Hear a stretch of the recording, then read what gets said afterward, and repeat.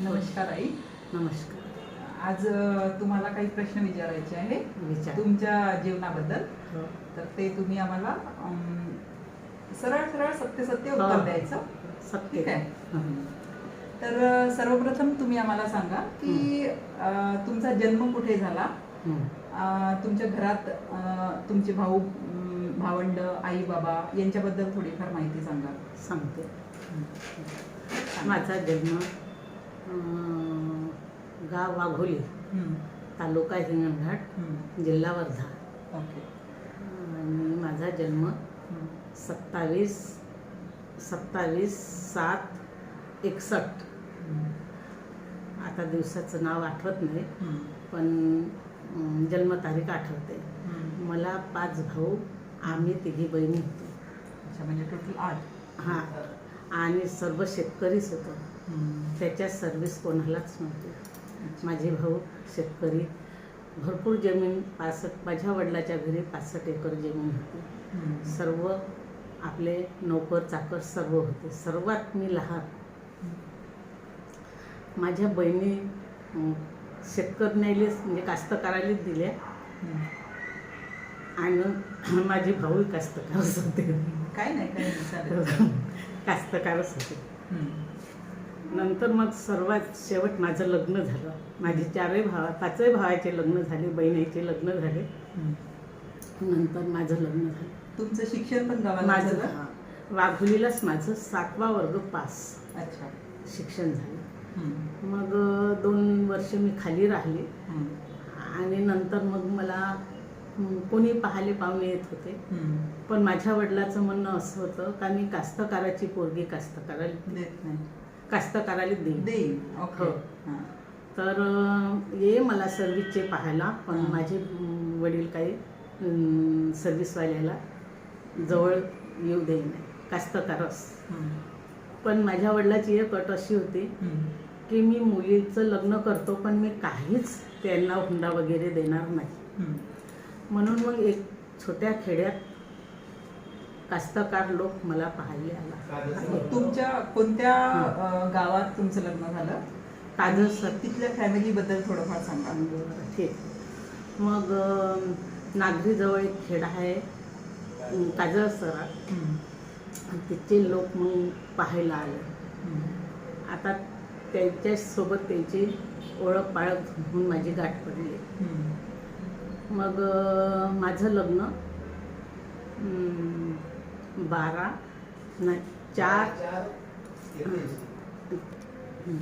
माझं लग्न 12/4/81 मध्ये जुळलं.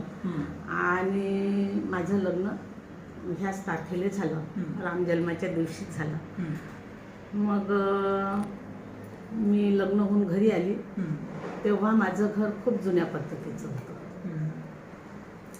मला असं वाटलं का ह्या बैलाचाच कोठा आहे असं मला वाटलं. परंतु आता मी पहिलं लग्न म्हणजे रेंगी बैलायचं, रेंग्या बैल. मग 30 किलोमीटरवर माझं माहेर होतं. तुमच्या सासरवरून? हो, माझ्या सासरवरून 30 किलोमीटर माझं माहेर होतं. तिथून यायला खूप उशीर, रेंगी बैल बंड्या. मग उशीर झाला. नंतर आम्ही 9 वाजता घरी परत आलो. रेंगी म्हणजे लग्नाच्या दिवशी? दुसऱ्या दिवशी रात्रभर म्हणजे माहेरीच राहिली. तिथंच माझ्या वडिलांना जेवण वगैरे दिलं. मग घरी आली. घरी आल्यावर मला असं वाटलं काय हे घर होय का कोठा होय असंच वाटलं.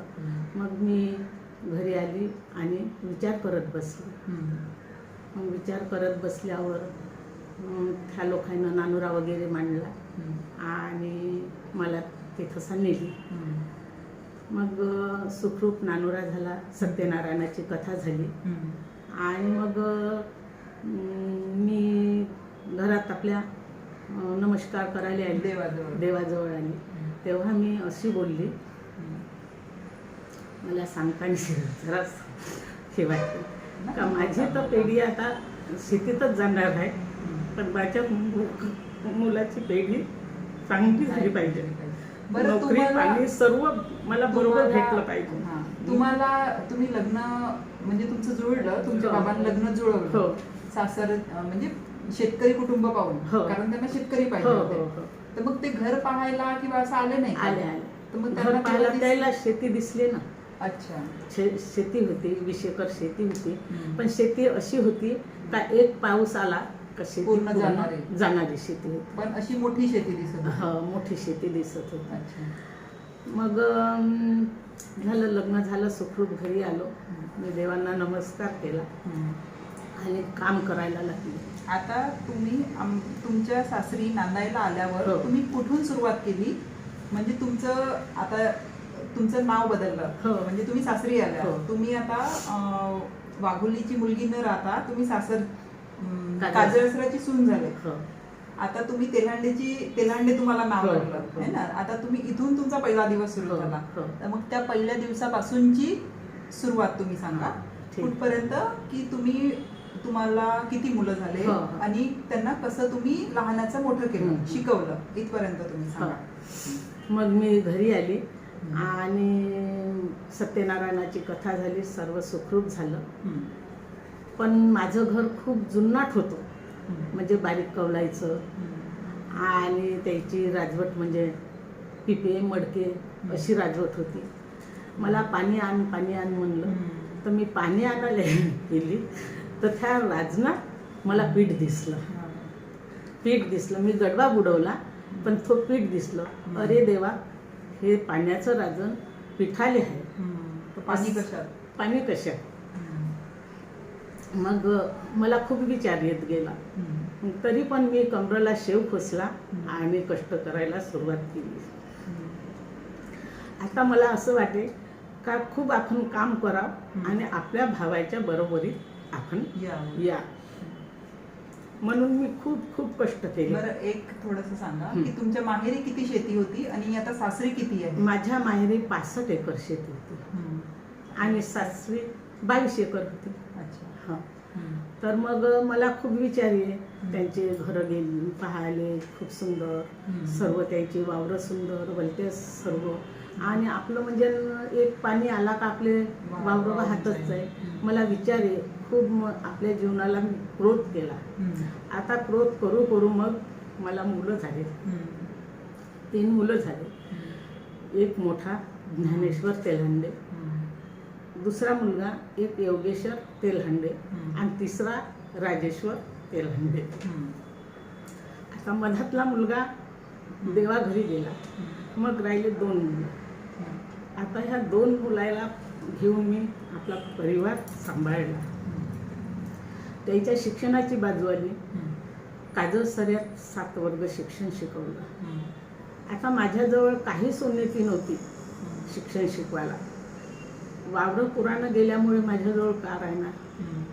मग मी काय केलं, माझ्या भाटवेच्या घरी 1 वर्ष मोठ्या मुलाला ठेवलं का तुम्ही बा निदान 1-2 वर्ष ठेवा. मग म्हणजे गावची शाळा संपल्यानंतर? हो, गावची शाळा संपली आणि सातेफळला टाकलं. सातेफळ म्हणजे माझ्या बहिणीचा गाव. तुमच्या गावापासून किती किलोमीटर दूर आहे? 8 किलोमीटर. माझ्या गावापासून 8 किलोमीटर आहे. मग तिथं तो 1च वर्ष शिकला. त्याचे शिक्षक घरी आले का तो एवढा हुशार मुलगा आणि तुम्ही कशाला टाकला ह्या सातेफळात गावात याला तर कुठे घेते. म्हणून सनेने 2ऱ्या वर्षी हिंगणघाटला टाकला. हिंगणघाटला पुन्हा मोठ्या बहिणीच्या मुलाखत ठेवला. कारण आपली ऋण करायची शक्ती नव्हती, ताकद नव्हती. मग त्या बहिणीच्या मुलाला विचारलं, माझा मुलगा तुझ्याजवळ ठेवू का? त्यानं सांगितलं का मावशी, या वर्षी माझं लग्न झालं, फक्त तू खाण्यात ठेवीन, पण 1 वर्ष तू रूमचं भाडं दे. मग मला पर्याय नव्हता. मग मी एक मज घेतली. मज घेऊन मग तिचं मी दुप्त केलं. दही, ताक, लोणी हे घेऊन मी हिंगणघाटला गेली. आपली 2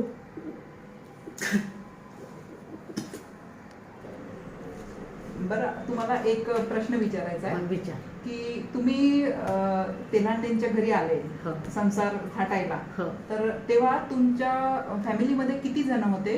तुम्हाला ननद किंवा दीर, आई, सासू सासरे, हा. तुमचा किती लोकांचा परिवार होता आणि त्यात किती लोकांचे लग्न व्हायचे होते की सर्वांचे झाले होते? नाही, फक्त मला 3 नंदा होत्या, एक वालधूरला आणि एक चिनोरा आणि एक जळका. 3 नंदा होत्या, पण एकाच नंदेचं लग्न झालं होतं वालधूरला, मोठी, आमच्या मिस्टरपेक्षा मोठी होती. दुसरा नंबर माझा होता.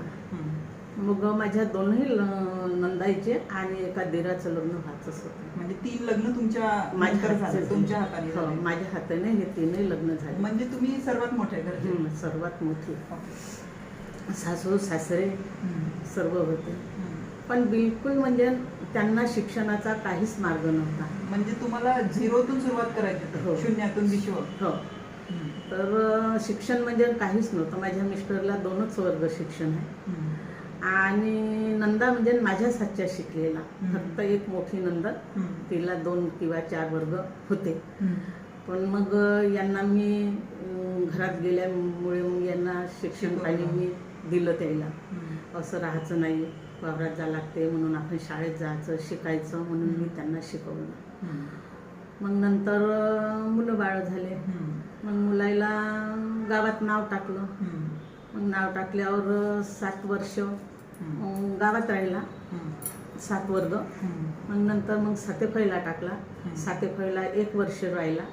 तिथून पुन्हा शिक्षक लोक आपल्याला घरी येऊन सांगायला लागलेत. मग हिंगणघाटले टाकल्यावर तिथं माझ्या बहीण लेकाकडे राहिला.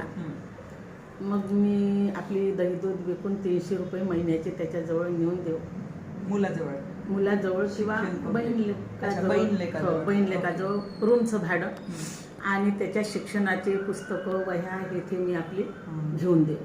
तुम्ही तुमच्या बहीण लेकाचं नाव पण इथे सांगू शकता, कारण त्यांनी पण भरपूर त्यांनी साथ दिला म्हणून तुमचा मुलगा पण मोठा झाला. बरोबर. तुम्ही त्यांचं नाव सांगू शकता? त्याचं नाव रघुनाथ महादेवरावजी भुसे, राहणार माणगाव, पण त्याला नोकरी होती मिलमध्ये, हिंगणघाटला मिलमध्ये नोकरी होती. आणि त्याचाही पण परिवार म्हणजे नाजूकच होता, रूम करूनच राहत होता. तरी पण त्यानं मला साथ भरपूर दिली. मग तिथंसा तो 2 वर्ष राहू शकला, 8 आणि 9. मग हॉस्टेलवर त्याचा नंबर लागला. हॉस्टेलवर नंबर लागला. मी दही दूध विकू आणि त्याला थोडंफार मी सामायन पुस्तक वगैरे देत जा. बरं, त्या हॉस्टेलचं तुम्ही नाव सांगा, कारण आजकालच्या मुलांना म्हणजे भरपूर साऱ्या सुविधा, चांगले हॉस्टेल किंवा सेपरेट रूम करून घरी पण भरपूर साऱ्या सुविधा असून सुद्धा मुलं शिकत नाही. त्या तुम्ही, कारण ते कोणतं वसतिगृह होतं त्याचं तुम्ही नाव सांगा, तिथे फॅसिलिटी कशा होत्या त्या सांगा, आणि मग त्याच्यातून तुम्हाला म्हणजे लोकांना एक्झाम्पल होईल की आपण कुठे आहोत आणि लोक कशी शिकतात. तर ते आंबेडकरचं आंबेडकर वसतिगृह, आदिवासी मुलांचं, आदिवासी मुलांचं आंबेडकरमधूनच होतं. म्हणजे होईच आंबेडकरचं, गरिबाईतूनच. मग तिथंसा तो 2 वर्ष 3 वर्ष राहिला. मग एक पुन्हा मी रूम करून दिली आणि रूम करून तो अभ्यास रूमवर करे, जेवण करायला हॉस्टेलवर जाय. बरं, तर त्या हॉस्टेलवर तुमचा मुलगा राहत होते बाकीच्या मुलांसोबत? तर तिथे त्यांना सेपरेट रूम होती, काही AC, कूलर, फॅन होते की मग ते जेवण कसे करत होते आणि वाचलेलं जेवण पण ते काय करत होते ते पण तुम्ही थोडंसं सांगा. मग हॉस्टेलवर जेवण भाजी पोळी आणि भात, एखादे दिवस वरण, मग असं जेवण होतं. मग तो जेवण झालं की उरलं का ते जेवण आपल्या एका कोपऱ्यात पोळ्याचे कुटके किंवा भात असा बाहेर फेकायचा, तर तो जमा करून ठेव किंवा सज्जावर टाकायचे, म्हणजे बांधून वाळले म्हणून असं सज्जावर टाकायचा. मग ती दही विकून गेली का मला तो सायकलनं बस स्टॉपवर सोडायचा. ते पोळ्याची चुंगडी द्यायची आणि मग मला बस स्टॉपवर ठेवायचा, नेऊन घालायचा.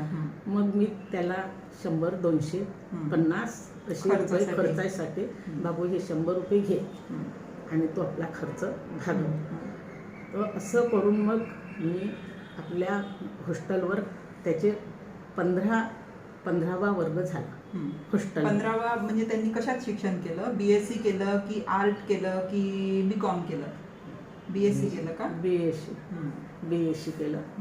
आणि मग तिथून मग बिना ट्युशनला पैसा आदिवासी लोकांच्या वसतिगृहात राहून शिकवलं. मग तिथून मग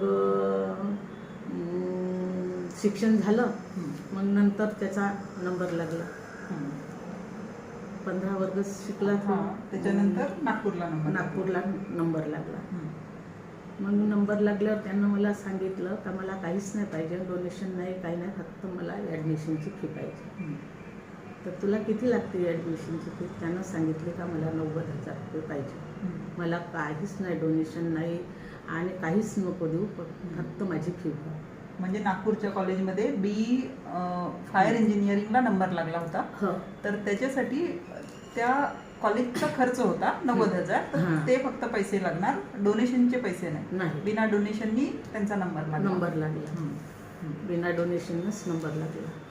मग 90,000 आता काय करावं आपण, कुठून द्यायचे? बरं, तर मग यासाठी तुम्हाला तुमच्या सासरचे लोक आणि माहेरचे लोक यांच्याकडून सपोर्ट मिळाला की ती गरज तुम्ही कशी भागवली? की कोणाकडून व्याजाने पैसे आणले की कोणते काबाड कष्ट केले? हे पण सांगा. सांगतो. मग मला माझ्या माहेरनं तर काहीच नाही, 5 रुपयाची मला मदत दिली. 5 रुपयाची मदत दिली. मी त्यांच्याकडे गेली, त्याला विचारलं का मला 10-10 हजाराची मदत कराल का? त्यांनी सांगितले का नाही. पण त्यांचे संसार मोठेच होते, त्याला ते कोणाला पुरवतील? तर त्यांना काहीच नाही दिले. आणि सासरची म्हणजे मी मोठी असल्यानं मग कोणाला द्यायची, मागाची राहिली. आणि माझे सासू सासरे तर खूपच अडाणी होते. मग आता का करावं म्हणून सगळ्यांनी मी आपलं शेत विकलं. मग एका खेड्यात गेले, तिथं विचारलं का माझं शेत माझ्या मुलाला का आता नोकरी लागणार, म्हणजे पैसे भरायचे आहे शिक्षणासाठी. तर मग आता का करू? तर मग मी इथे आपलं शेत 3 एकर विकलं. आणि ते 35,000 रुपये एकर. 35,000 म्हणजे जवळपास 1 लाखात विकलं. 1 लाख काही पैसे आले. मग त्यांना मी 90,000 रुपये दिले. आणि उरलेल्या पैशाचे पुन्हा मी वावरं केले. वावरं करून पुन्हा खूप कबाड कष्ट केले. बरं, तुम्ही शेत विकलं मुलाच्या शिक्षणासाठी. तर मग तुमच्या घरचे, जसं तुमचे मिस्टर म्हणा किंवा आई बाबा म्हणजे सासू सासरे किंवा गावातले अजून काही वयस्क मंडळी, त्यांनी तुम्हाला विरोध केला नाही का की पोटाची भाकर तू विकत आहे पोराच्या शिक्षणासाठी? तुमचा कसं एका शब्दावर तुम्हाला कसं हो म्हटलं लोकांना? हे सांगतो. मला गावच्या लोकांनी सांगितलं का तुझं घर अडाणी आहे आणि तू एवढी कबाड कष्ट करते आणि तू कशाला मुलं शिकवते. मला असं माझ्या चुलत सासरेनं, माझा चुलत सासरा मास्तर होता, एक सरपंच होता, तरी पण मला नाकार दिली त्यानं मुलं शिकवायच्या बाबतीत. पण माझी एक जिद्द होती का नाही, मला मुलं शिकवायचीच आहे. म्हणून सनेने मी जिद्दी मग आपल्या माहेरच्या लोकांना नाही विचारलं, सासरच्या लोकांना नाही विचारलं. आणि एका खेड्यावर माझ्या गावाजवळ एक छोटंसं गवळू म्हणून गाव, त्यांना मग विचारलं. आम्ही 2 जण एका कोपऱ्यात बसून विचार केला, आपण मुलाला एवढं शिकवलं अडचणी आणि आता ओलिशासाठी काय करायचं. म्हणून मग दोघांनी आम्ही विचार करून बाहेरगावी एका जणाला विचारलं. तर त्यानं सांगितलं का बरं ठीक आहे, तुम्ही म्हणता पण मी इतकीच रक्कम देईन.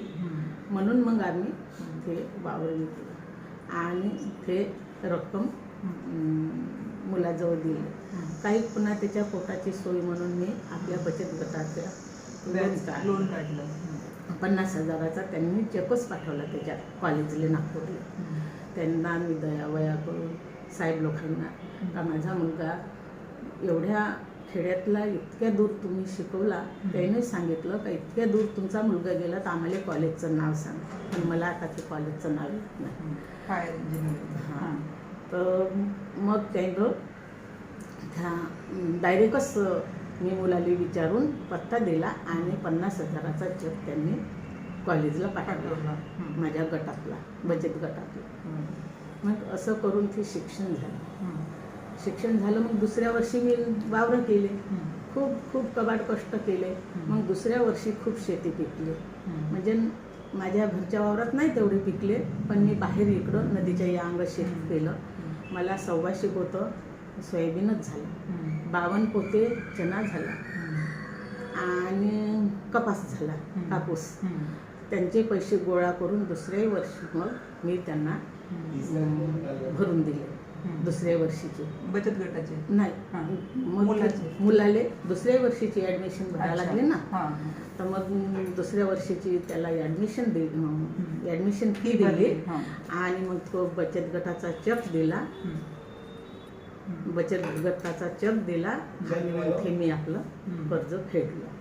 आणि मग तिसऱ्या वर्षी माझ्या मुलाले 6 महिन्यातच नोकरी, कॉलेजच्या शेवटच्या वर्षी तिसऱ्या वर्षी नोकरी लागली. छान आहे. तर आता तुमच्या मुलाला नोकरी लागली, त्यानंतर आता तुमच्या मुलांचे संसार फाटले, छान झाले. दोन्ही मुलांचे लग्न झाले, दोन्ही मुलं सेटल आहे. आता तुम्हाला कसं वाटते, त्यांचा संसार बघून कसं वाटते? आणि आता तुम्ही समोरच्या किंवा नवीन पिढीला काय सांगाल? कारण आताच्या मुलींना सर्वच बरोबर पाहिजे. पहिले कष्ट करायची तयारी नाही. म्हणजे इथे सर्व मुलींची गोष्ट करत नाही, पण बहुतांशी मुलांची आज अशी कंडिशन आहे की आम्हाला सर्व पहिले बरोबर पाहिजे, मग आम्ही मजेने जीवन जगू. तर तुम्हाला तुमचं मुलांचे संसार बघून कसं वाटते? तुम्हाला नातू किती आहे किंवा तुम्हाला नात आहे का? आणि आता तुम्हाला समोर तुम्ही काय सांगाल? मग माझ्या मोठ्या मुलाचं लग्नाची तयारी केली. बापू आता आपल्याला लग्न करायचं आहे, तर मुलगी पाहा लागेल. त्यांना मला सांगितले का आई तुम्ही मुलगी पाह, ठीक आहे तू लग्न म्हणते तर ठीक आहे, पण तू मुलगी पाय, मी एक दिवस उभा राहील. म्हणून मग फक्त मी 2 मुली पाहिल्या, एक चंद्रपूर आणि एक पवनी. आता मग त्याला मी फोन केला, बापू मुली छान आहे, मी 2 मुली बघितल्या. मुलांना सांगितली का आई त्याच्यातली तू एक छान, तर तू एका तरी 2 दिवसाचा तू सुट्टी काढ आणि ये. त्यानं सांगितलं का मला वेळ नाही, तू त्याच्यातली एक मुलगी छान आणि मला फोन कर. मग मी पुन्हा आता तुम्हाला एक प्रश्न आणखी विचारायचा आहे की तुमच्या मुलाचं शिक्षण झालं नागपूरला फायर इंजिनिअरिंग कॉलेजमधून, त्यांनी BE केलं, BTech केलं आणि शेवटच्या वर्षी नोकरीला पण लागला. म्हणजे तुमचा मुलगा गावातला पहिला मुलगा की जो चांगल्या मोठ्या पोस्टवर लागला. तर तो आता सगळ्यात पहिले त्याला कुठल्या नोकरीवर तो लागला आणि त्याच्यानंतर मग तुम्ही त्याची स्टोरी सांगा की त्याचं लग्न कुठे झालं, कसं झालं, असं सांगा. पहिल्यांदा मग त्याला कॉल आला, तर नंतर बोकारो स्टील कंपनी झारखंड इथे लागला. इथं 6 महिने त्यानं नोकरी केली आणि मग त्यानं ते सोडून दिले. मग नंतर करायचं पॉंडेचेरी करायला, मग तिथे गेला. तिथे कोणत्या कंपनीत लागला? तिथं ONGC oil and natural gas कॉर्पोरेशनला करायकरला पहिली पोस्ट. मग तिथेच मग त्याच्या लग्नाची तयारी झाली. आणि मग म्हणजे मुलगी तिथली होती की कुठची होती? पवनी. ओके, भंडारा पवनी. मग त्यानं मग फक्त 2 दिवसाच्या सुट्ट्या काढल्या आणि मुलगी पाहायला आला. त्यानं सांगितले का आई तुझ्या लक्षात असेल तर माझ्याही आहे. मी त्याला म्हटलं की मी एखादी डोळ्यानं तुला भूक नाही पाहिली तर तू लक्षात आणशील का? त्यानं सांगितली का हो आहे, तुझा मी अपमान कधीच करणार नाही, तू कशीही पाय, तुझ्याच मतावर मी उभा राहीन था. तसं म्हणून मग आम्ही पवनीला गेलो. आम्हीच गेलो, मुलगा नव्हता आमच्या सोबत. आम्ही जाऊन सन्यानी मुलगी पाहिली आणि मग नंतर त्याला बोलावलं. त्यानं म्हणलं का ठीक आहे. मग तो एका मामाला घेऊनच गेला. तर ठीक आहे, छान आहे, आई तुझ्या लक्षात आली तर माझ्याही लक्षात आली, असं त्यानं म्हटलं. मग लग्न जुळलं. मग लग्न केलं. आता तुमच्या दोघांचेही लग्न झाले. हो. दोघही मुलं, एक हिंगणघाटला राहतो आणि एक बहिणीची स्टोरी. आता त्या लहान मोठ्या मुलाची जिथे जिथे बदली झाली हो, हो. तिथे तिथे तो जातो. हो. कधी करायकल, कधी हो. आसाम, कधी नागपूर, कधी मुंबई, कधी हो. चेन्नई, असं. हो. लहान मुलाचं पण लग्न झालं. आता तुम्हाला नातू आहेत. लहान मुलाबद्दल पण तुम्ही सांगू शकता. हो. आता तुम्हाला नातू आहेत, नातीन आहे. हो. तर आता तुम्हाला हे गोकुळ भरल्यावर पहिलेचे दिवस आठवते की आता तुम्हाला सुख वाटते, छान वाटते? तुमचं मत तुम्ही सांगा. आता मला खूप छान वाटते, पण केव्हा केव्हा पहिलीची आठवण येते. पहिलीची आठवण येते.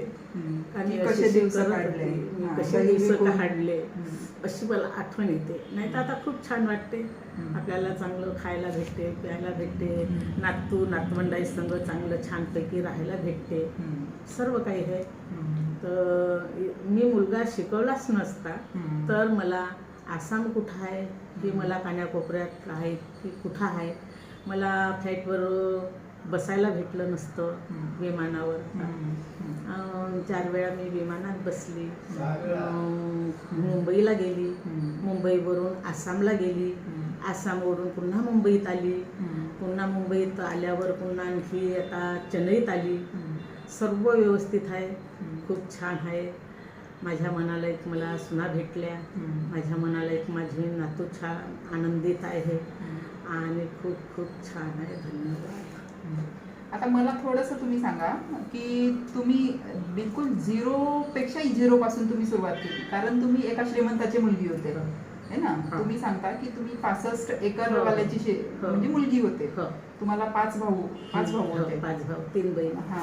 आता आणि त्याच्यातूनही तुम्ही सर्वात छोट्या होत्या, है ना? म्हणजे तुमची मोठी बहिणीची तुम्ही मुलगी वाटत होते, अशी तुमची स्टोरी होती. मी कामच नव्हतं तेव्हा. आणि तुम्ही नवीन तुमच्या घरी आले, तेलांडेच्या घरी तुम्ही आले, तर तुम्हाला म्हणजे आता प्रत्येकाच्या नशिबाचा भाग, तर तुम्हाला काबाड कष्ट करून, शेती करून, दही विकून, दूध विकून तुम्हाला तुमच्या पोरांची काय एज्युकेशन म्हणा किंवा तुमचा संसार म्हणा तुम्हाला थाटावला.